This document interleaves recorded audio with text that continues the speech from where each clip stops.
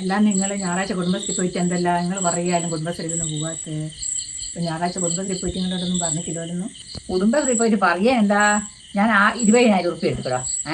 20,000 ഉറുപ്പ്യ എടുത്തിരുന്നാന്നറിയാം. 500 ഒരിക്കൽ അടച്ച്. പിറ്റേത്താഴ്ച ഞാൻ പോയിട്ടില്ല. പിറ്റേത്താഴ്ച 400 അടക്കുന്നത്. നടുവിൽ ഞാനെൻ്റെ പണിയെടുത്ത് പുസ്തകത്തിൽ ഒരു എൻ്റെ ഡ്രിപ്റ്റിൻ്റെ പുസ്തകത്തിൻ്റെ പുറത്ത് അടക്കാത്ത പൈസ എഴുതി പോയതിനോട് ഓർമ്മിക്കാണ്ട് അന്നേരം ഇവരെല്ലാം കൂടി എന്നെക്കൊള്ള എനിക്ക് കുറവായിട്ട് നിൽക്കുമോ പറ്റൂല. ഞാൻ പറഞ്ഞോ സോൾവ് ആക്കുന്നത് ഞാൻ അറിയാണ്ട് എഴുതിപ്പോയല്ലേ എന്നെ നിങ്ങളെല്ലാവരും കൂടി ചീത്ത പറയില്ല.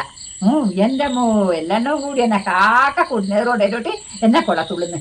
അന്നേരം ഞാൻ എനിക്ക് സാരിയില്ല, മറന്നു വരില്ല. അങ്ങനെ തെറ്റിപ്പോവില്ല ഇടക്കല്ലോ. എന്നാൽ അതൊന്നും സോൾവ് ആക്കട്ടെ, അതൊന്നുമില്ല. എന്നെ ചീത്ത അറിയുന്നല്ലോ. ലോണിൻ്റെ പൈസ ഉണ്ടല്ലോ നല്ല കൃത്യമായിട്ട് എഴുതണ്ടേന്ന്. നിങ്ങൾ അങ്ങനെ ഇങ്ങനെയല്ലേ എഴുതി കഴിഞ്ഞാൽ ഒരു അംഗീകരിക്കാൻ പറ്റുക. ഇത് പൈസേൻ്റെ കണക്ക് എന്ന് പറഞ്ഞാൽ ഭയങ്കര തന്നെ കേട്ടാ.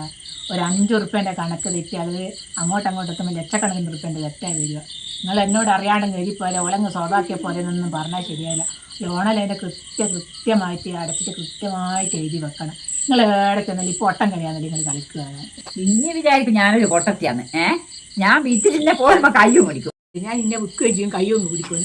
എല്ലാവരുടെയും കയ്യും പിടിക്കുമെന്ന് വിചാരിച്ച് നിങ്ങൾ കുത്തറിഞ്ഞ എല്ലാ അബദ്ധങ്ങളും കൂട്ടിയിട്ട്